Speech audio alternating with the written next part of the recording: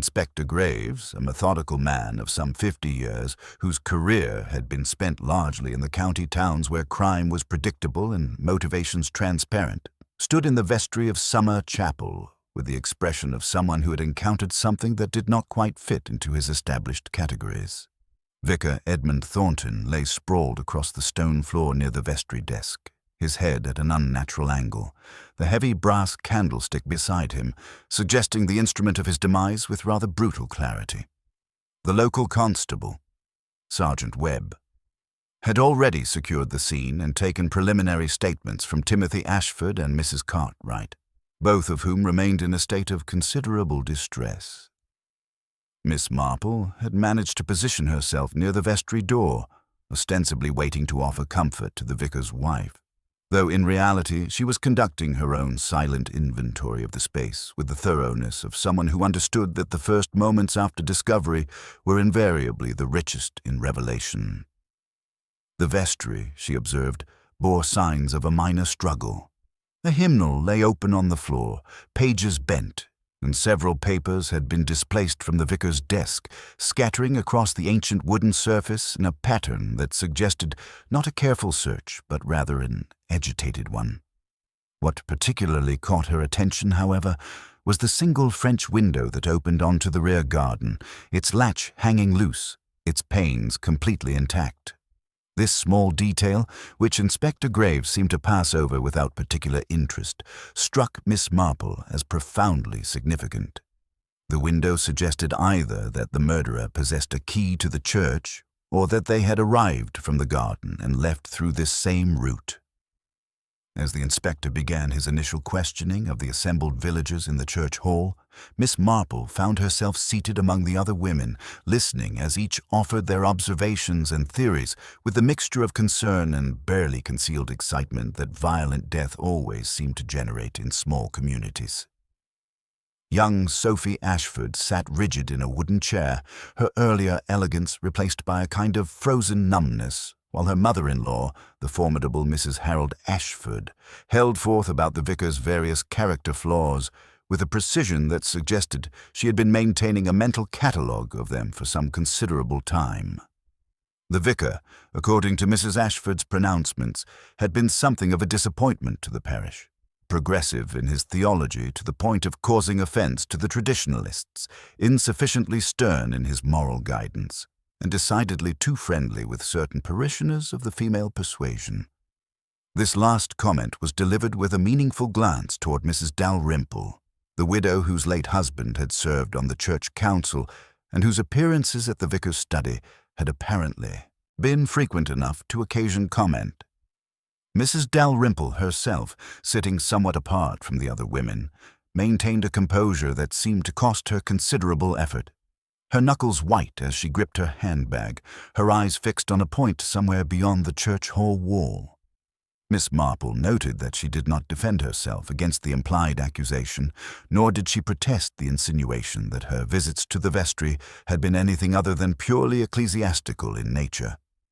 Instead, she simply sat in silence, which Miss Marple had long ago learned was often far more revealing than any protestation could possibly be. Edward Cartwright, the solicitor, had been questioned privately by Inspector Graves and had emerged from that conversation with his expression unchanged, though Miss Marple observed that his hands trembled slightly as he lit a cigarette in the church garden afterward. She noted, too, that he had taken particular care to establish his alibi with perhaps more precision than the average person might consider necessary, explaining in detail how he had been speaking with the vicar's wife concerning some legal matter related to the church's endowment fund for a period of at least 40 minutes preceding the discovery of the body. The vicar's wife, when questioned separately, had confirmed this account, though her voice was barely above a whisper, and her eyes remained red-rimmed from weeping. What troubled Miss Marple about this alibi was not any inconsistency in the details, but rather the fact that it seemed to have been rehearsed, as though Edward had taken time to construct it with particular care. She had seen enough human nature to recognize the difference between a genuine recollection of events and a carefully prepared narrative designed to withstand scrutiny. As the evening drew toward its close and the police began their preliminary search of the vicar's residence and study, Miss Marple made her way quietly through the church to the vestry, where she stood for a moment, observing the scene anew. The French window caught her eye once more, and she stepped carefully toward it, noting as she did so the distinctive scratch marks on the stone sill, marks that suggested something heavy had been dragged across it, perhaps a ladder or a length of pipe. Outside, the garden was dark now, illuminated only by the constable's torches, and Miss Marple could see where the grass had been disturbed near the rear wall, a path of trampled vegetation leading toward the gap in the old stone boundary that connected the church grounds to the Cartwright property beyond. It was at this precise moment, standing alone in the vestry, with the weight of discovery upon her, that Miss Marple understood that this murder was no crime of passion or sudden rage, but rather something far more premeditated and calculated. Someone in this peaceful village had taken considerable time and effort to plan the vicar's death, and the garden party, that, most civilized of social occasions, had been nothing more than an elaborate stage upon which a carefully orchestrated performance of violence had been conducted. The morning after the vicar's death dawned grey and uninviting, the kind of August day that seemed to mock the previous afternoon's golden brilliance with a sullen sky that promised rain without delivering it. Inspector Graves had established a temporary office in the church hall, and by mid-morning had begun conducting more formal interviews with those villagers deemed most relevant to the inquiry. Miss Marple, having spent a restless night at her cottage on the edge of the village, arrived at the hall carrying a basket of homemade biscuits for the constables, a gesture of domestic kindness that had the dual effect of keeping her present during the proceedings while appearing entirely innocent of any investigative intent. She settled herself in a corner near the tea-urn, knitting needles clicking rhythmically, her ears attuned to every nuance of conversation that filtered through the thin wooden partition separating the main hall from the vicar's study, where the inspector conducted his interviews. The first person called in was Edward Cartwright, and Miss Marple observed through a convenient gap in the partition as he entered with the measured stride of a man accustomed to legal proceedings and professional scrutiny. His testimony, when it emerged through hushed conversations and Sergeant Webb's notes carried past her position, remained consistent with his previous account. He had indeed been discussing church endowment matters with Mrs. Thornton for the duration of the alleged murder, though the inspector's subsequent conversation with the vicar's wife produced a curious hesitation in her responses that had not been present during her initial statement. When questioned more directly about the nature of Edward's legal concerns, Mrs. Thornton had seemed uncertain, her earlier certainty eroding like sand beneath an incoming tide, until she finally admitted that she could not recall with complete clarity exactly what documents had been discussed or for precisely how long the conversation had lasted. Miss Marple's knitting needles paused fractionally at this admission, her mind immediately cataloguing the significance of a crumbling alibi. Timothy Ashford was questioned next, and his account of discovering the body was drawn out with considerable patience by the inspector, who seemed to be searching for inconsistencies that might suggest guilty knowledge. But Timothy's distress appeared genuine, his recollection of events clear and unambiguous. He had gone to ring the bell as he did every day at 4 o'clock, a duty he performed as the young organist of the church, and had noticed the vestry door standing ajar, which struck him as unusual. Upon investigating, he had found the vicar's body and had immediately run to alert the assembled guests at the garden party. There seemed nothing in this account to suggest anything other than pure mischance that Timothy should be the discoverer of the crime. However, what did interest Miss Marple was the information that emerged during luncheon when young Sophie Ashford, seeking refuge from her mother-in-law's increasingly pointed questions about the vicar's character, found herself sitting beside Miss Marple near the hall's windows. In the course of what appeared to be inconsequential conversation about the garden party preparations, Sophie mentioned quite casually that Timothy had been absent from his usual duties for the better part of an hour during the afternoon, having taken a walk through the village to clear his head after what he described as an upsetting conversation with the vicar that morning. This information, which Sophie clearly considered trivial, struck Miss Marple with the force of genuine revelation. She inquired gently about the nature of this conversation, and Sophie, grateful for the opportunity to confide in someone who listened rather than judged, explained that Timothy had been troubled by what he perceived as the vicar's inappropriate attention toward a younger member of the church choir. The vicar, according to Timothy's account, had taken to making comments of an overly familiar nature to this young woman, comments that had seemed to cross the boundary from pastoral concern into something altogether more troubling. Miss Marple listened with the appearance of casual interest, while her mind worked with sharp precision through the implications of this revelation. She asked whether Timothy had confronted the vicar about this matter, and Sophie confirmed that he had that morning before the garden party, and that the vicar had dismissed the concerns with an air of injured innocence that had only served to aggravate Timothy's distress. As the afternoon progressed, Miss Marple found herself observing the village through the lens of this new information. She noticed that Mrs. Harold Ashford, Timothy's mother, seemed particularly interested in the progress of the investigation, frequently appearing near the inspector's office and offering unsolicited observations about the vicar's character that seemed designed to cast aspersions upon his moral integrity. She observed, too, that Mrs. Dalrymple had been joined by her son, a rather weak-chinned young man named Gerald who worked in the city, but had returned to the village immediately upon hearing of the vicar's death, a circumstance that struck Miss Marple as noteworthy given the considerable distance he maintained from his mother during their interactions. Most intriguingly, she observed that old Mr. Hendricks, the retired schoolmaster who lived in the cottage adjacent to the church, had been questioned but had volunteered remarkably little information, despite the fact that his cottage windows overlooked the rear garden and the French window through which, Miss Marple remained convinced, the murderer had likely made their escape. When the inspector finally released the assembled villagers for the evening, cautioning them not to leave the area without permission, Miss Marple made her way home through the darkening lanes, her mind alive with the patterns of human behavior that were beginning to emerge beneath the surface of the village's calm exterior. She reflected on the curious nature of secrets in small communities, how they festered like wounds, how they bound people together in complicity and fear, and how a single violent act could suddenly illuminate all the hidden resentments and buried betrayals that lay beneath the comfortable surface of village life.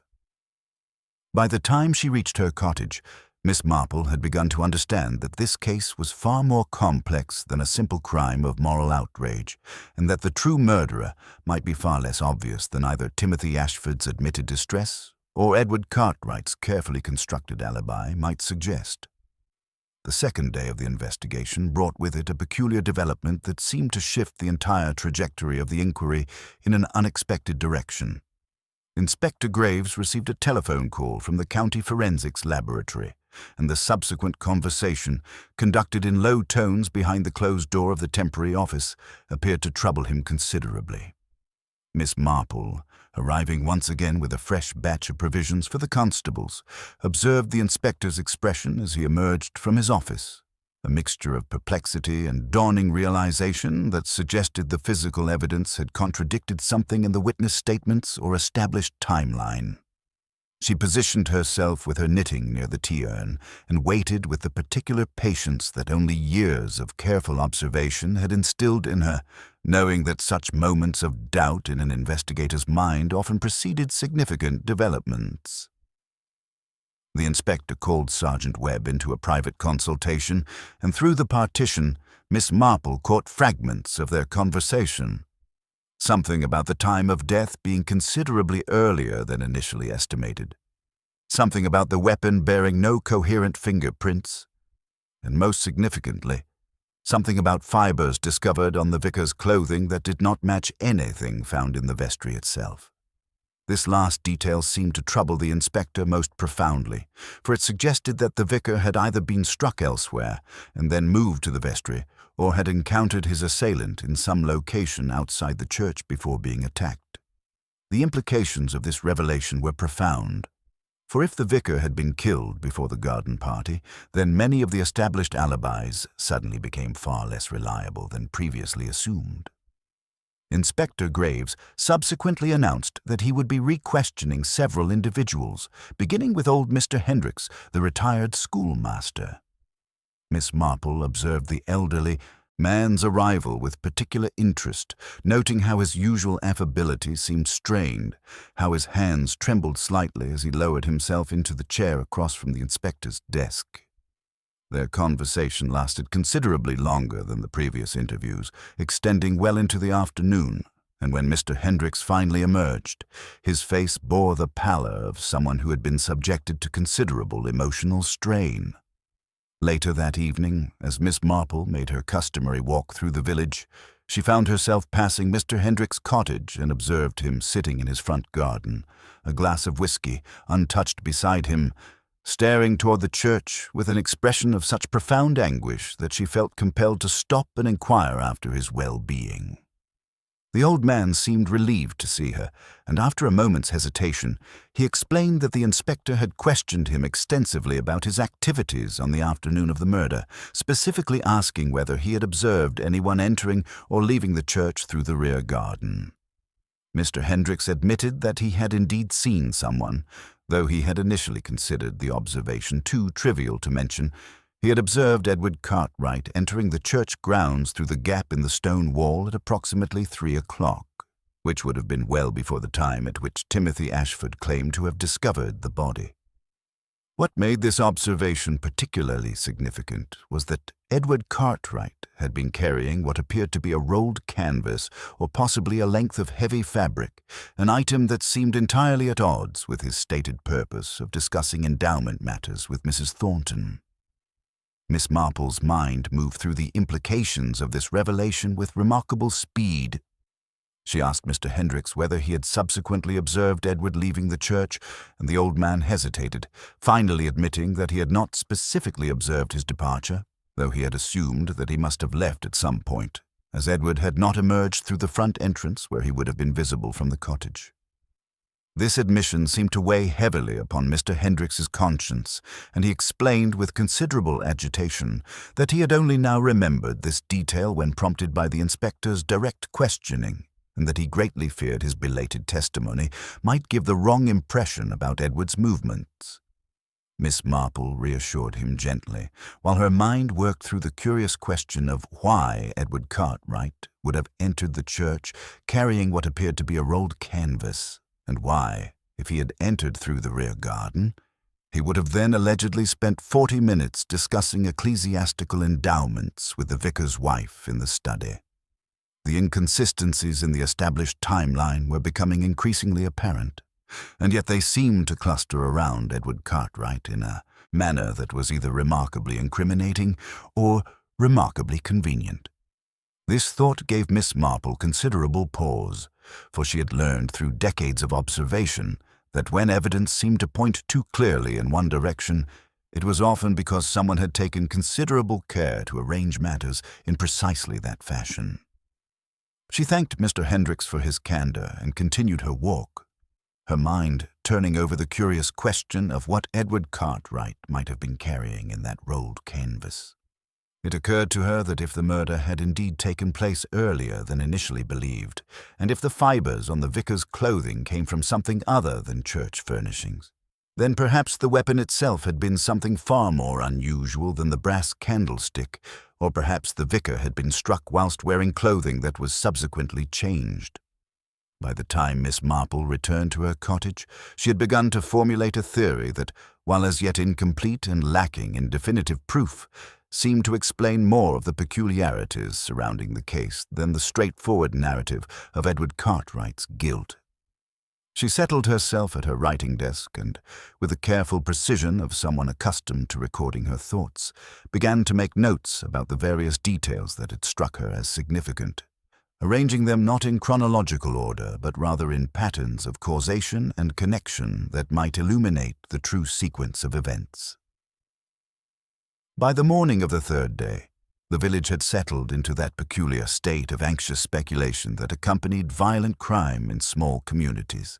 where every conversation seemed to circle endlessly around the same questions and theories, where suspicion had begun to attach itself to various individuals with the randomness of wind-blown seeds.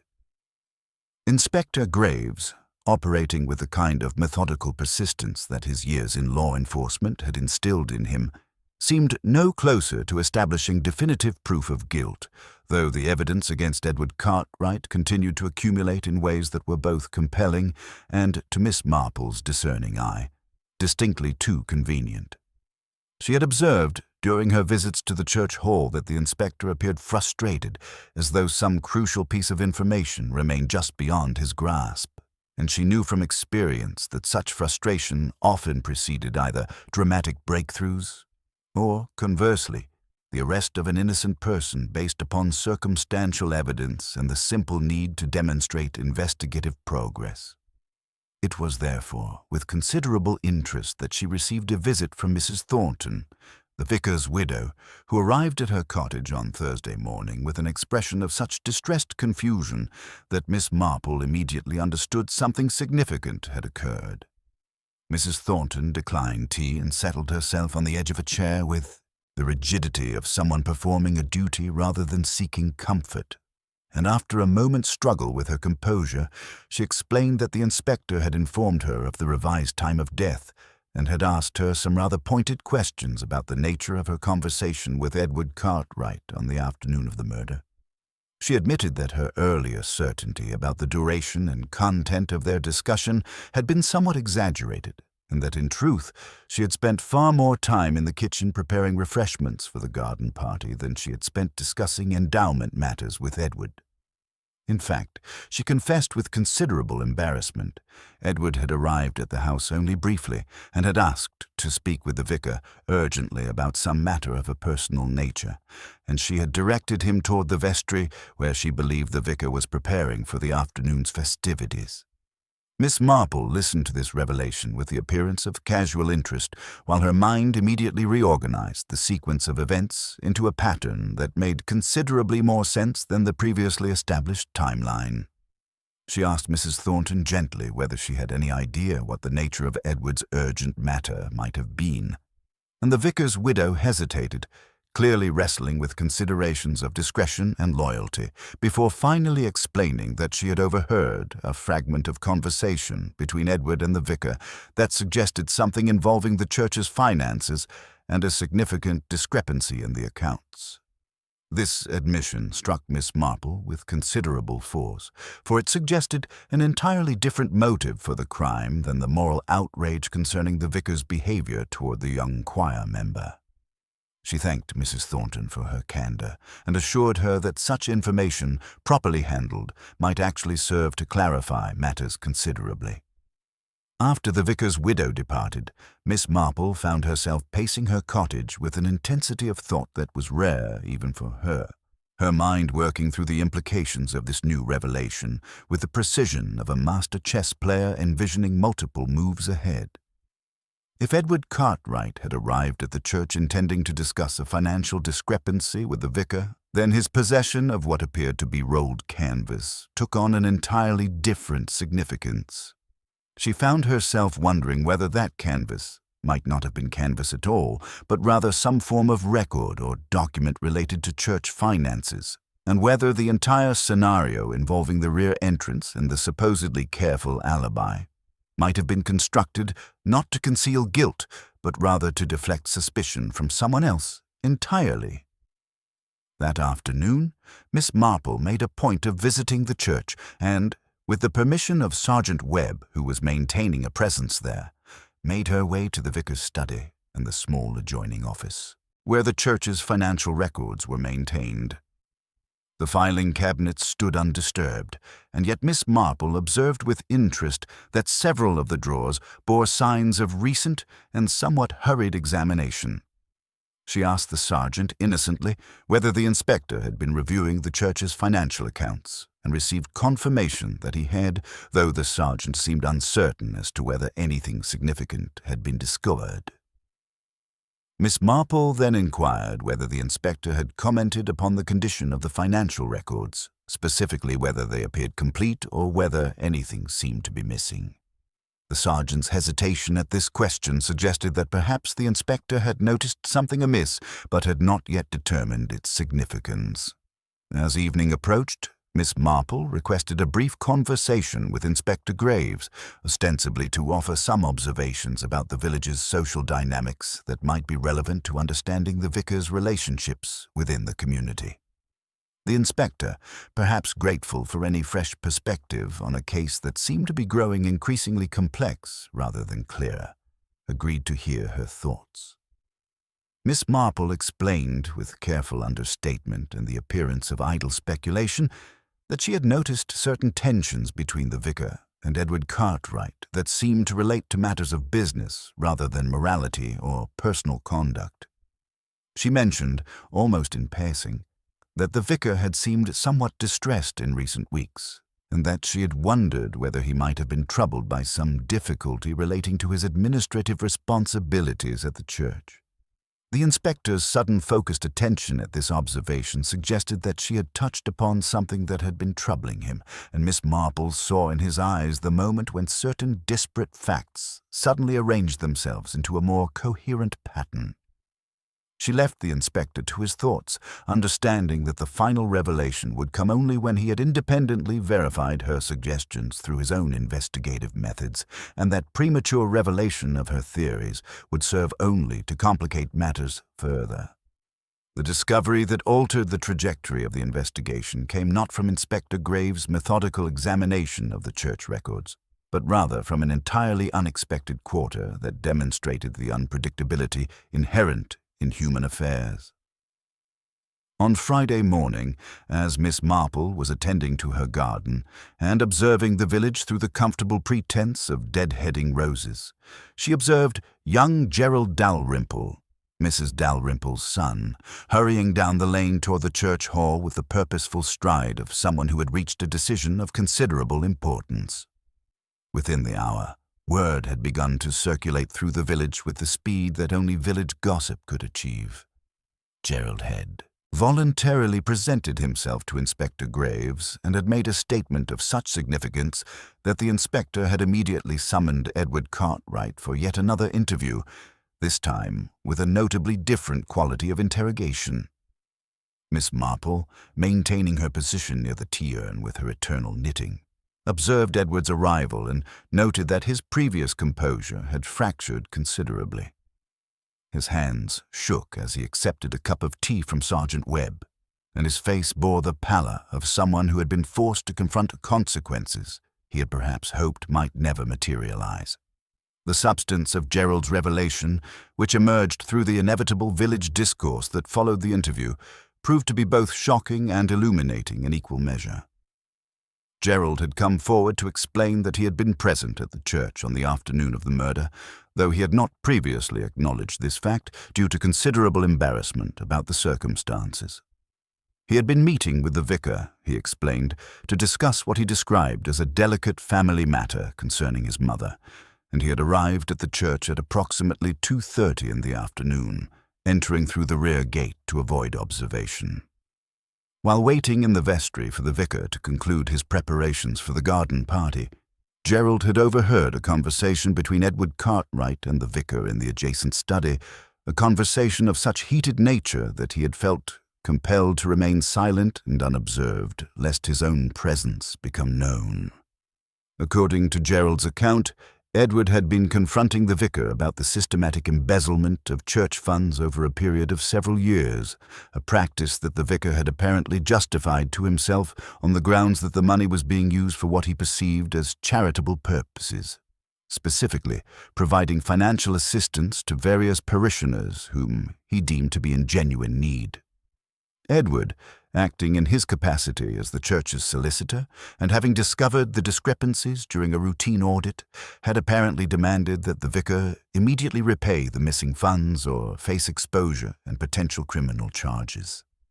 The vicar, according to Gerald's account, had initially attempted to justify his actions and had then, when this failed to persuade Edward, had become increasingly agitated and had eventually made what Gerald described as threats toward Edward, suggesting that he possessed information about Edward's own conduct that might prove equally damaging were it to become public knowledge.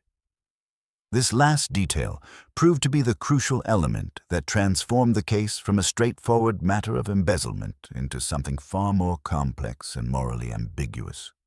Inspector Graves subsequently obtained a warrant to examine Edward Cartwright's personal effects and the records maintained in his solicitor's office, and within hours had uncovered evidence of Edward's own financial irregularities, specifically the misappropriation of trust funds entrusted to his care by elderly clients, a practice that Edward appeared to have engaged in for several years, and which, had it been discovered, would have resulted not only in his professional ruin, but in substantial criminal liability. The vicar, it appeared, had indeed possessed knowledge of Edward's misconduct, and had apparently been using this information as leverage against Edward's demands for restitution of the church funds. The revelation of this mutual complicity transformed the investigation into something far more murky and complex than the simple narrative of a crime of moral outrage or financial desperation. Miss Marple observed Inspector Graves' mounting frustration with this discovery, for it meant that both the vicar and Edward Cartwright possessed equally compelling motives for eliminating the other, and it raised profound questions about the nature of guilt and innocence in circumstances where both parties to a conflict had engaged in morally reprehensible conduct. Yet what troubled Miss Marple most profoundly was the consideration that neither of these revelations seemed to fully explain the manner of the vicar's death or the specific evidence that had been uncovered at the crime scene. The fibers on the vicar's clothing, the unusual method of entry through the French window, the timing of events that still seemed to contain certain inconsistencies, all of these details continued to suggest that the truth of the matter remained more complex than even this expanded narrative of mutual blackmail and financial crime could entirely encompass. She found herself withdrawing into a state of profound contemplation, reviewing in her mind every detail that she had observed over the past 3 days, every expression and gesture and careful word that the various participants had uttered, searching for the pattern that would illuminate the true nature of events. By Friday evening, as the village settled into a state of considerable uncertainty about whether Edward Cartwright would be charged with the vicar's murder or whether the investigation would take yet another unexpected turn, Miss Marple had begun to perceive the outline of a truth far more troubling and far more elegantly conceived than anyone else in the village appeared yet to have grasped.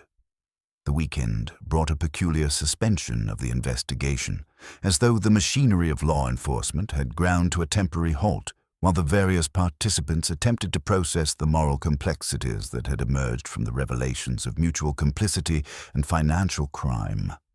Inspector Graves, operating with the methodical patience that his career had instilled in him, appeared to be pursuing lines of inquiry that remained largely invisible to public observation, though Miss Marple noted that he had begun conducting interviews with individuals who had initially seemed peripheral to the investigation.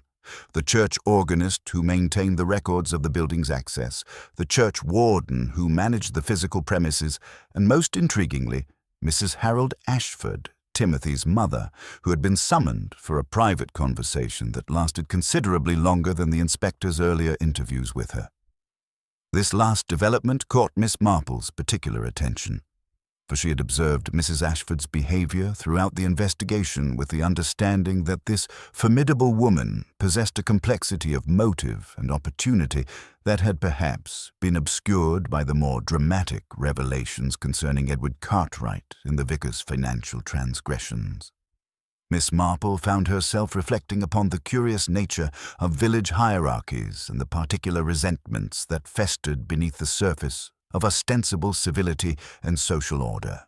Mrs. Ashford, widow of a considerable fortune and wielding influence through her position as a long-standing member of the church council and the parish's most generous benefactor, had always seemed to regard the vicar with a mixture of respect and barely concealed disdain, as though she resented his authority over matters spiritual, while simultaneously expecting that such authority should be exercised in accordance with her own moral prescriptions and social preferences. She had made no secret of her disapproval of the vicar's progressive theology and his inclusive approach to pastoral care, and she had frequently been heard to comment, with pointed significance, upon the impropriety of certain of the vicar's behaviors and associations.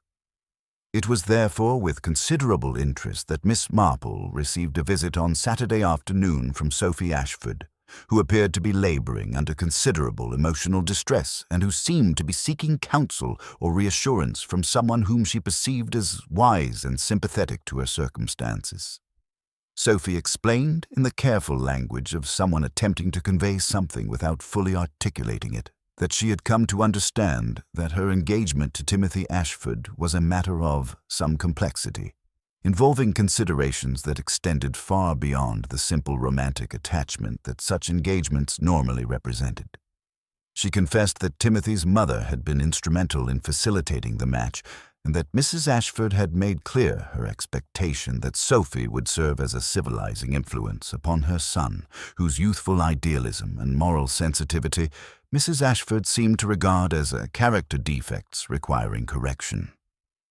Sophie admitted that she had begun to wonder whether the vicar's apparent interest in her welfare, which had manifested as private conversations and pastoral guidance, might not have been motivated by pastoral concern at all, but rather by some desire to provide her with what he perceived as moral support against the overbearing influence of her future mother-in-law. Miss Marple listened to Sophie's confused account with the gentle attention that was her particular gift, and she found herself moved by the young woman's evident struggle to reconcile the complexity of adult motivations with her own innocent desire for a simple and uncomplicated future.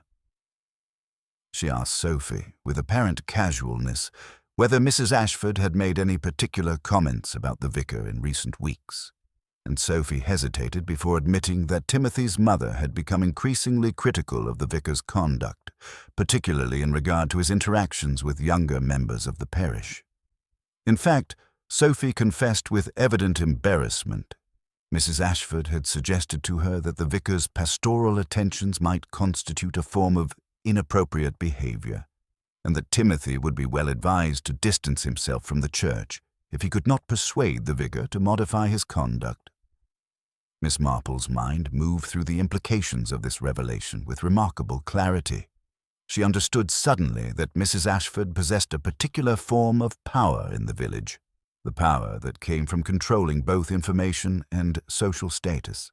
And she understood, too, that this power could be wielded not only through direct action, but through the manipulation of others' perceptions and behaviors. She found herself wondering whether Mrs. Ashford's increasingly vocal criticism of the vicar had been motivated by genuine moral concern, or whether it might have served some other purpose entirely. Perhaps to distance her son from the vicar's influence, perhaps to establish public justification for actions that might otherwise seem inexplicable, perhaps to manipulate the investigation itself through carefully crafted testimony and strategic revelation of information. That evening, Miss Marple made her way to the church and stood for a time in the vestry, observing the space anew with the particular intensity that had characterized her investigation throughout. She found herself examining the French window with renewed attention, and she noticed something that she had somehow overlooked in her previous examinations. A faint smudge of what appeared to be polish or wax on the window frame, the kind of residue that might be left by someone attempting to force entry without leaving obvious signs of tampering. She observed, too, that the window's mechanism was of a particular design that would have been difficult to open from the outside without possessing either a key or considerable mechanical knowledge. It was at this precise moment of observation that Miss Marple experienced the sudden crystalline clarity of understanding that came when all the disparate elements of a complex situation suddenly arranged themselves into a coherent pattern. She saw, with the terrible brightness of revelation, how the various threads of motive and opportunity and deliberate misdirection wove together to form a narrative that was at once more complex and more tragic than anyone had yet perceived. She understood then that the investigation had been proceeding along a path carefully prepared by someone who possessed both the intelligence to conceive such a path and the moral flexibility necessary to implement it. And she understood, too, that this person had been observed by everyone, but truly seen by no one. Miss Marple's understanding, once formed, demanded immediate verification, and she found herself the following morning requesting a private consultation with Inspector Graves under the pretext of offering additional observations about the village's social dynamics. The inspector, his frustration with the investigation now evident in the tightness around his mouth and the distracted quality of his attention, seemed almost relieved to hear from her, as though he sensed that she possessed insights that his more conventional methods of investigation had failed to uncover. Miss Marple approached the matter with characteristic delicacy, beginning not with her conclusions but with a series of seemingly innocent questions designed to guide the inspector toward reconsidering certain aspects of the evidence that had perhaps been overlooked or misinterpreted in light of the more dramatic revelations concerning Edward Cartwright and the vicar's financial misconduct. She inquired, for instance, whether the inspector had given particular attention to the question of who precisely had access to the church keys, and whether anyone other than the vicar and the organist possessed such access. She asked whether he had considered the possibility that the French window might have been opened from the inside rather than forced from the outside, a distinction of profound significance that would entirely alter the interpretation of the evidence. Most pointedly, she suggested that he might wish to reconsider the timeline of events in light of Gerald Dalrymple's testimony. For if Gerald had indeed been present in the vestry at approximately 2:30, then someone entering through the rear garden at 3 o'clock would have encountered the church in a state quite different from what Timothy Ashford had reported discovering at 4 o'clock. The inspector listened to these observations with growing concentration, and Miss Marple observed the precise moment when the full implications of her suggestions struck him. He rose abruptly from his chair and summoned Sergeant Webb with an urgency that suggested the investigation had suddenly entered a new and decisive phase. Miss Marple excused herself from the office and positioned herself near the tea-urn where she could observe the subsequent proceedings with discretion, and within the hour she observed Inspector Graves departing the church hall with a warrant in hand and an expression of grim determination upon his face. By early afternoon, word had circulated through the village that Mrs. Harold Ashford had been taken into custody for questioning regarding the death of Vicar Thornton, a development that struck many villagers as almost incomprehensibly shocking, given Mrs. Ashford's position and standing in the community. The village fell into a state of profound confusion and distress, with conversations in the shops and gardens taking on a quality of breathless speculation and mutual reassurance that this must surely be some terrible misunderstanding.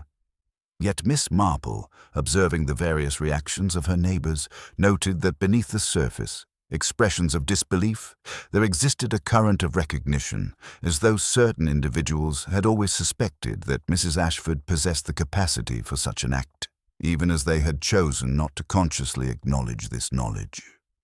Timothy Ashford appeared particularly devastated, and Miss Marple observed him making his way to the church with the gait of someone who had been physically struck by circumstance. Sophie remained at the Ashford residence, her face bearing the frozen expression of shock that seemed unable to process the transformation of her future mother-in-law from a figure of authority and influence into someone accused of murder.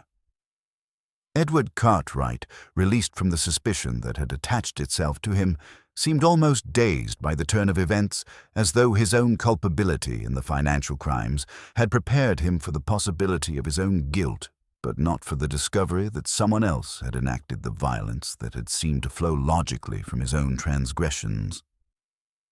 By evening, Inspector Graves requested Miss Marple's presence in the church hall, where he explained with a mixture of gratitude and professional respect the conclusions he had reached through a combination of Miss Marple's suggestions and his own subsequent investigation. The inspector revealed that Mrs. Ashford had initially denied all involvement in the vicar's death, but that the presentation of certain physical evidence had led to a gradual erosion of her denials.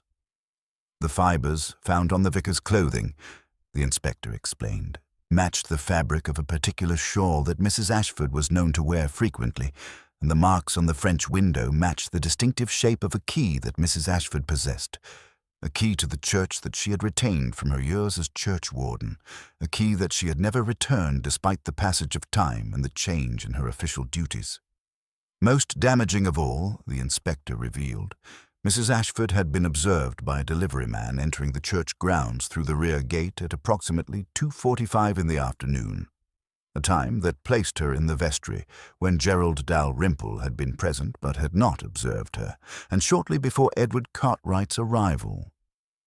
The inspector suggested that Mrs. Ashford had apparently been motivated by a combination of factors: her genuine moral objections to the vicar's conduct toward younger parishioners, her resentment of his progressive theology, and his apparent lack of respect for her position and authority, and perhaps most significantly, her discovery of the financial irregularities that had so troubled Edward Cartwright. She had apparently confronted the vicar about these matters, the inspector explained, and the conversation had escalated into physical confrontation, resulting in his death not through premeditation, but through what might be described as a crime of momentary passion, amplified by long-accumulated resentment and moral certainty. The confession that finally emerged from Mrs. Ashford came not suddenly or dramatically, but rather through a gradual process of erosion that seemed to drain her of the certainty and moral authority that had sustained her throughout her life. Inspector Graves, conducting the final interview with Miss Marple, present at his invitation, observed as Mrs. Ashford sat rigidly in the uncomfortable chair provided for suspects, her composure gradually fragmenting like a carefully constructed facade exposed to unexpected weather. She began by attempting to maintain the fiction that she had gone to the church to discuss parish business with the vicar, that the conversation had been entirely proper and professional. But as the inspector presented each piece of evidence, the fibers, the key, the witness account of her arrival, her resistance weakened until finally she seemed to collapse inward upon herself, as though admitting the truth was almost a relief compared to the exhaustion of maintaining false narratives. Mrs. Ashford explained, her voice barely above a whisper, that she had indeed discovered the financial discrepancies in the church accounts through her position as former churchwarden and treasurer. She had been reviewing the records in preparation for the annual parish meeting, when she had begun to notice patterns of withdrawal and transfer that did not accord with any authorized disbursements or approved charitable initiatives. Rather than immediately confronting the vicar or bringing the matter to the attention of the church council, she had chosen to investigate further, driven by a conviction that she could resolve the matter discreetly without causing scandal or damage to the church's reputation. What she had discovered in the course of her investigation had troubled her deeply. Not merely the financial impropriety itself, but the vicar's apparent justification for his actions. His conviction that he alone possessed sufficient moral judgment to determine which parishioners deserved financial assistance and which did not. Mrs. Ashford had found this assumption of moral authority deeply offensive, particularly given what she perceived as the vicar's lax supervision of the younger members of the church choir and his inappropriately familiar demeanor towards certain of the young women in his pastoral care. She had therefore decided to confront him on the afternoon of the garden party, arriving through the rear entrance to avoid observation and to speak with him in private before the festivities began. According to her account, the vicar had initially attempted to justify his actions on precisely the grounds she had anticipated: that he was serving a higher moral purpose, that the funds were being used for genuine charitable purposes, that his decisions regarding their distribution were motivated by compassion rather than self-interest. When she had pressed him further, demanding that he repay the missing funds immediately or face exposure, the vicar had responded with what she described as shocking callousness, suggesting that the missing funds were far less significant than the moral compromises that she herself had been forced to make in maintaining her position of authority and influence in the parish. He had further suggested, with deliberate cruelty designed to wound, that her obsession with financial propriety and ecclesiastical order masked a far deeper emptiness and moral bankruptcy that made her criticism of his conduct particularly hypocritical. Mrs. Ashford's voice shook as she described the moment when the vicar's words had struck her with such force that something within her had seemed to fracture. She had reached for the candlestick that stood upon his desk, she explained, not with any conscious intention of using it as a weapon, but rather in a gesture of desperation and rejection of his accusations. The vicar, interpreting her movement as a physical threat, had attempted to wrest the candlestick from her grasp, and in the ensuing struggle, he had fallen, striking his head against the stone floor with considerable force. She had stood frozen in shock and horror as she realized that he was not moving, that the violence which had erupted so suddenly from their confrontation had resulted in his death. Her first instinct, she explained, had been to call for help, but as the moments passed and she began to comprehend the magnitude of what had occurred, she had found herself paralyzed by the terrible recognition that her own violence, however unintended, had resulted in irreversible consequences. It was at that moment, she explained, that she had perceived the opportunity to construct a narrative that would both conceal her involvement and simultaneously direct suspicion toward Edward Cartwright, whom she knew to have arrived at the church shortly after the vicar's death. She had deliberately left the French window partially open, knowing that this would suggest forced entry from the exterior. She had taken care to ensure that her presence in the vestry would be noticed by anyone seeking to establish a timeline of events, while simultaneously creating the impression that Edward's arrival through the rear garden indicated guilty knowledge of the crime. She had even confessed to certain observations about the vicar's conduct toward younger parishioners, information that she had gathered through careful observation and village gossip, specifically to establish a motive for murder that would seem to implicate others rather than herself.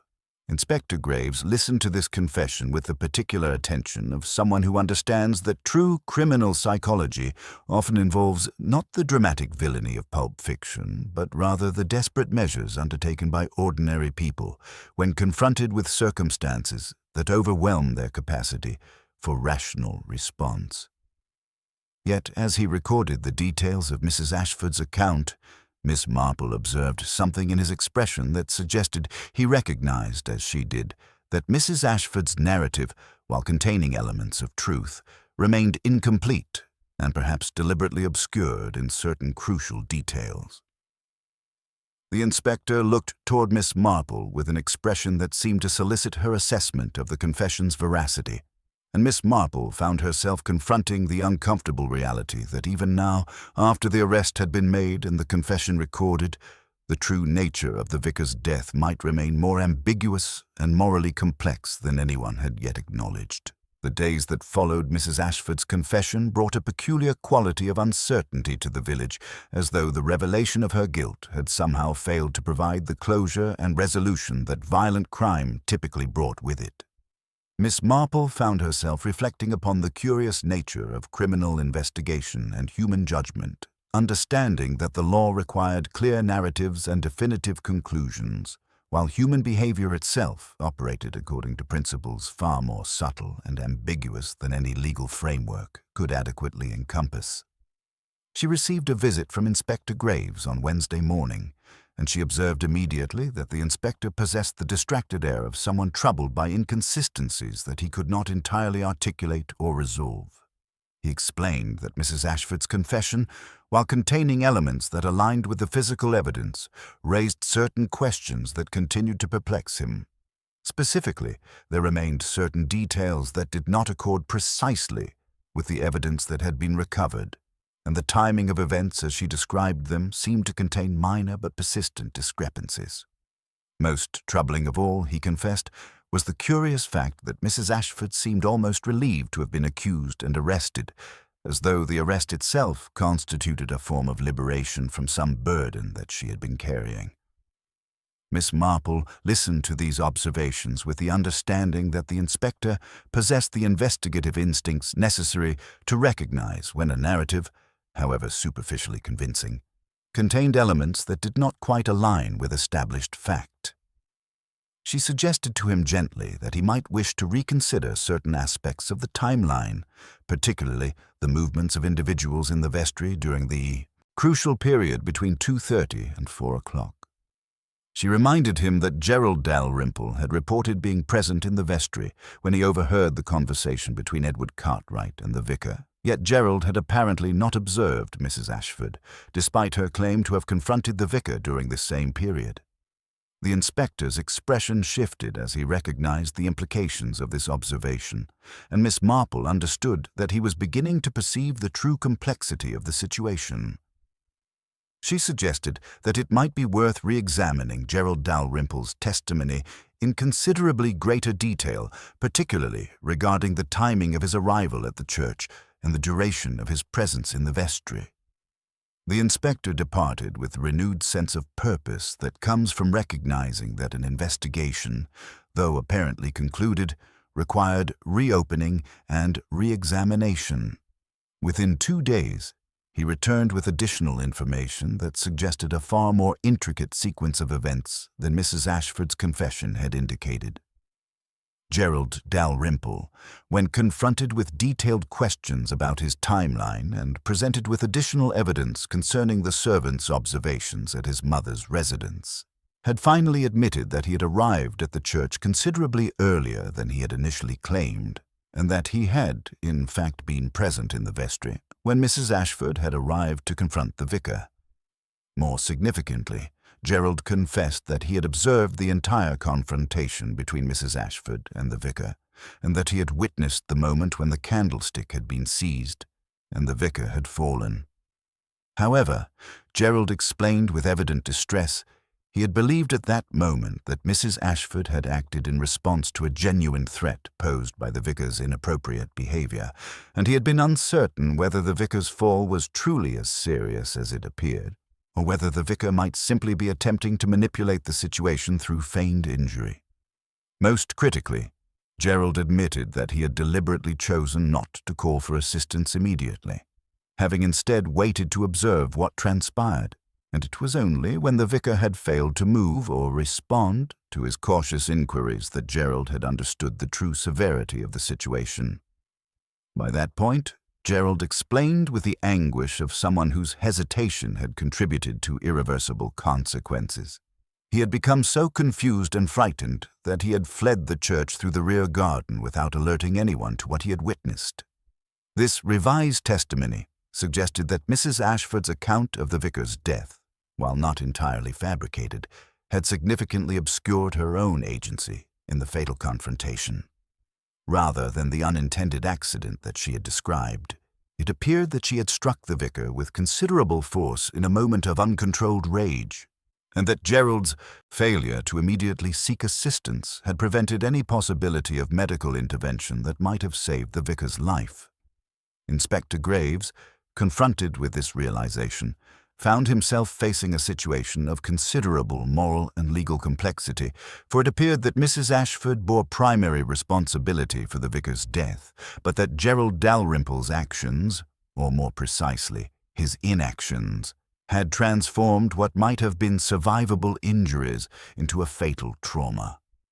The inspector consulted with Miss Marple regarding how such complexity might be appropriately addressed within the constraints of the legal system, and Miss Marple responded with characteristic gentleness that the law, while imperfect, existed precisely to navigate such moral ambiguities and to determine where responsibility appropriately rested.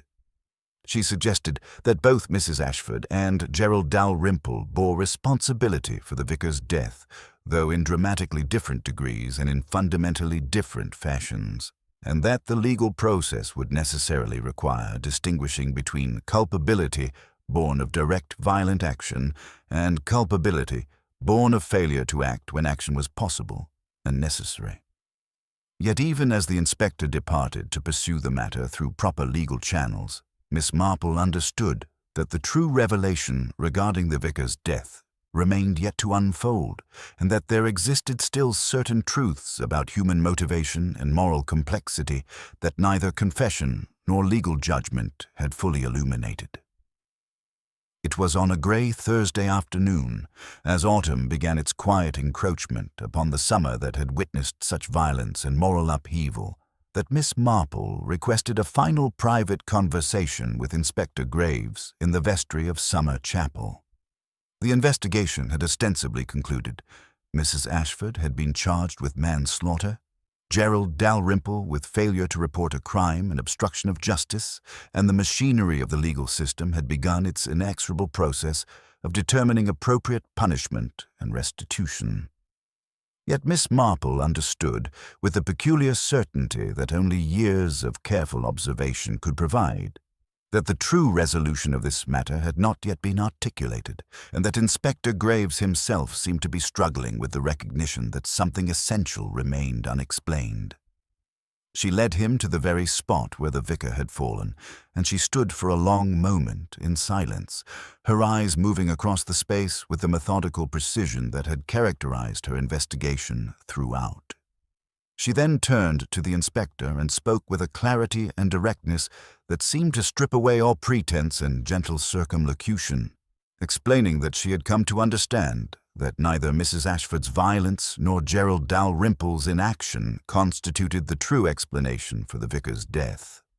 Rather, she suggested, both of these individuals had been manipulated through circumstances deliberately arranged by someone who possessed both the intelligence to conceive such an arrangement and the moral flexibility to implement it with calculated precision. The inspector listened with growing astonishment as Miss Marple explained her reasoning with methodical care. She began by asking him to reconsider the question of motive. What had truly driven Mrs. Ashford to confront the vicar on the afternoon of the garden party? Mrs. Ashford had possessed knowledge of the financial discrepancies for weeks, perhaps months, and yet she had chosen to act on this knowledge on precisely that day, at precisely that moment. Miss Marple suggested that this timing could not be coincidental, and that it appeared far more likely that Mrs. Ashford had been prompted to action by someone who possessed a compelling interest in ensuring that the vicar and Mrs. Ashford came into direct confrontation. She then drew the inspector's attention to the curious fact that Edward Cartwright had arrived at the church immediately after Mrs. Ashford's confrontation with the vicar, and that Edward had apparently been expecting to find the vicar in the vestry, suggesting that his arrival had been carefully timed rather than spontaneous. Most significantly, Miss Marple explained, she had come to understand that Edward Cartwright had deliberately orchestrated Mrs. Ashford's arrival at the church through a process of carefully planted information and strategic revelation. Edward had apparently shared knowledge of the vicar's financial improprieties with Mrs. Ashford through the intermediary of village gossip, knowing that her moral outrage and need for order would inevitably drive her to confront the vicar.